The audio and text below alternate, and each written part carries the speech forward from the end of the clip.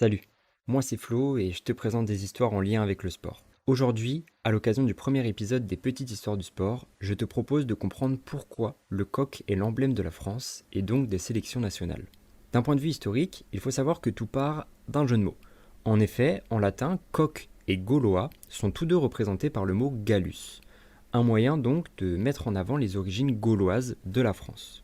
Avant même d'être un symbole du sport en France, le coq est avant tout un symbole français. Dès l'Antiquité, on le retrouve notamment sur les pièces de monnaie gauloises. À la Renaissance, on retrouve le coq dans de nombreuses représentations du roi de France. Mais le coq, selon les périodes historiques, a été plus ou moins populaire. Napoléon Ier a par exemple refusé le coq en tant que symbole national. Pour lui, c'est un animal sans force et qui ne peut donc pas être le symbole d'un empire comme la France. La Seconde République, puis la Troisième, lui redonneront sa chance et on retrouvera notamment le coq frappé sur certaines pièces ou encore au sommet de la grille du parc du Palais de l'Élysée, entrée qui se nomme d'ailleurs la grille du coq. Depuis le 30 juillet 1830, le coq est un emblème officiel de la France. Une ordonnance stipule que le coq doit surmonter les drapeaux et figurer sur les boutons des manchettes de la garde nationale. Dans le sport, l'équipe de France de football est la première à utiliser le coq comme symbole.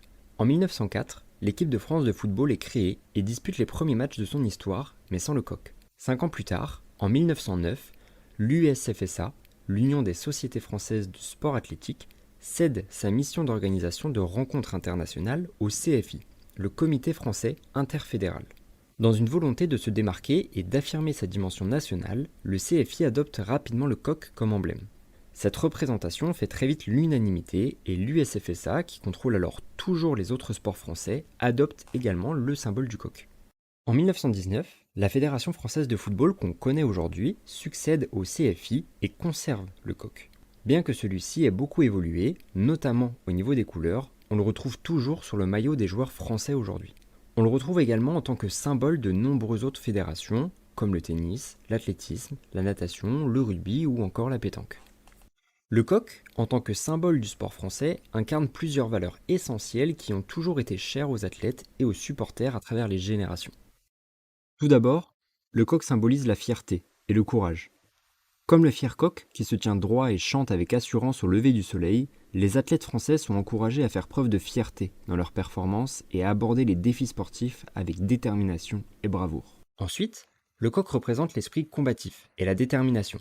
Inspirés par le coq, qui ne recule jamais devant un défi, les sportifs français sont encouragés à faire preuve de ténacité, à persévérer dans l'adversité et à se battre jusqu'au bout pour atteindre leurs objectifs. Quelques anecdotes. Clément d'Antibes est sûrement le supporter le plus connu de l'équipe de France de football. Depuis les années 80, il n'a pas raté un seul match des Bleus. Et ce fervent supporter s'est notamment fait connaître avec son fidèle compagnon, Balthazar, un coq qui l'accompagne au quotidien et qu'il réussit à faire entrer pour la première fois dans un stade en 98 pour la demi-finale de la Coupe du Monde opposant les Bleus à la Croatie. Une jolie première pour le coq. L'équipe de France de rugby a également eu son coq de compagnie. En 2003, juste avant le mondial, Joe Mazzo, l'entraîneur du 15, mobilise ses troupes. Dans la vie d'un groupe, chacun a son rôle. Vous êtes 30 à vous lancer dans l'aventure. À chaque match, 8 joueurs resteront dans les tribunes. Je veux que cela ait un comportement semblable à celui de Bernard Diomède lors de la Coupe du Monde de foot en 98. Il a peu joué, mais il a toujours eu un rayonnement positif. Certains joueurs ont alors sollicité un paysan australien pour le prêt d'un coq, très vite renommé Diomède. Chaque soir, un joueur différent était chargé de s'occuper du nouveau membre du groupe. Conclusion, emblème de guerre, symbole politique et aujourd'hui fier représentant du sport français, le coq est ancré dans notre culture. Coluche disait « Savez-vous pourquoi les Français ont choisi le coq comme emblème ? C'est parce que c'est le seul oiseau qui arrive à chanter les deux pieds dans la merde. » Et pour ceux qui préfèrent la poésie, Victor Hugo, lui, disait « C'est le coq gaulois qui réveille le monde, et son cri peut promettre à notre nuit profonde l'aube du soleil d'Austerlitz. » Merci d'avoir écouté ce premier épisode du podcast Petite Histoire du Sport. N'oubliez pas de vous abonner pour ne pas rater les prochaines sorties.